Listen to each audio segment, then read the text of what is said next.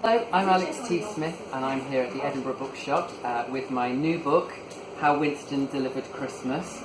It's an Advent story in 24 and a half chapters.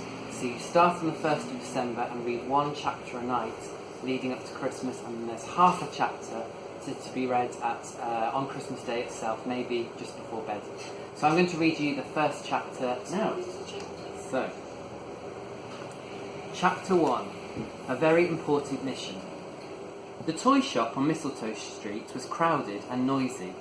There were exactly 12 minutes left before it was supposed to close for the holidays, but people were still shuffling in through the door, hoping to pick up just one last present for a special someone, or to gawp at all the jolly toys sitting smartly on the shelves and admire the enormous doll's house in the window. One person not looking at any of that was Oliver. His mum and dad owned the shop, and he'd been helping them all day, fetching and carrying, and generally being very busy indeed. But now he quickly ducked out from under the counter where he'd been wrapping parcels. He flung his scarf around his neck and wiggled his way through the crowds and out into the busy high street. He was on a very important mission. It was late afternoon, the moon was already up, and snow had started to fall. Hundreds of snowflakes twirled through the air like ballerinas before landing daintily on the blanket of snow that had fallen over the past few days. Oliver crunched down the street. He rushed past the bakery and the butcher's shop, sidestepped customers spilling out of the general store and the cheesemongers, and swerved neatly around ladies bustling out of the shop that sold fancy hats and ribbons. The entire night fizzed with Christmassy excitement. On the corner of the street, a brass band was standing in the cold, filling the evening air with a jazzy, partly rendition of Oliver's favourite Christmas song. He stopped and listened for a moment before remembering his mission. He weaved his way round the final knot of shoppers, their arms piled high with boxes and bags, and stopped in front of a bright red letterbox.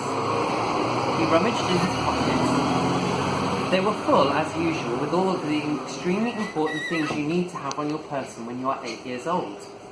There was a couple of paper clips twisted open into wiggly strips of metal, some string tangled up into several useless knots, the stub of a blunt pencil, some fluff, and a dry, wrinkled old conker collected in October. All of this was vital. Eventually, Oliver found what he was actually looking for, an envelope. It wasn't too badly crumpled, and he'd written the address on the front in his very best handwriting. He'd left it a bit late to send, but he crossed his fingers and hoped that it would get where it needed to go in time. He was just about to put it in the slot on the letterbox when someone called his name. Oliver?